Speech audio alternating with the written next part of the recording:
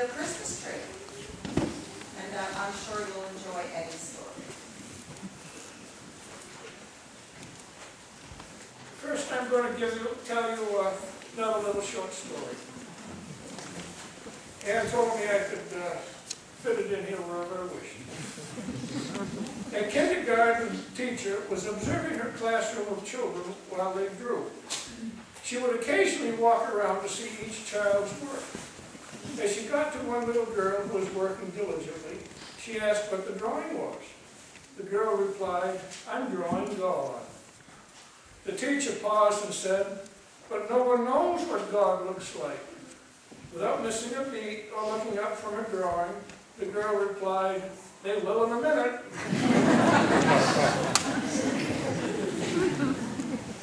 Getting the Christmas tree. This is part one. It was about 1936 or 1937 when I was 7 or 8 years old. My sister and I set out to get the Christmas tree. She was 2.5 years older than I was. We lived on a farm in southern New Hampshire, and in the past, our dad had always gone out in the cow pasture and cut some unfortunate hemlock tree that was encroaching into the feeding area. We didn't have any spruce trees, and if we did, they would have been far too precious to cut. We always had a Christmas tree that stood on the floor and reached to the ceiling. Our mom had a powder blue tin can full of Christmas tree ornaments, each wrapped in tissue paper, that decorated every tree every year that was ever decorated in our home. These decorations were hers and had served on every Christmas tree in her old home when she was a young lady in Lewis Head, Nova Scotia.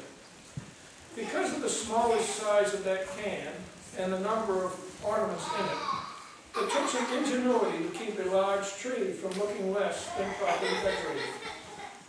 Therefore, this year, we were going to get a small tree to sit on the stand to better utilize the number of decorations. When out in the woodlot, my sister and I could not find a suitable small hemlock. After considerable searching, we noticed the very tip top of a large hemlock tree that would make a beautiful small Christmas tree. I took the bucksaw and climbed a long way up to the top. My sister, watching from the ground, told me where to make the cut for the proper sized tree. I saw it and saw it. It was very awkward, but finally success. The top fell. It was a long, hard drag to get that tree home.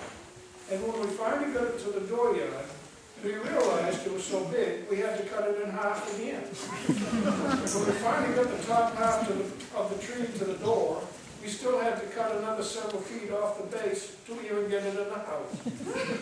Yes, that year, once again, our Christmas tree sat on the floor and reached to the ceiling.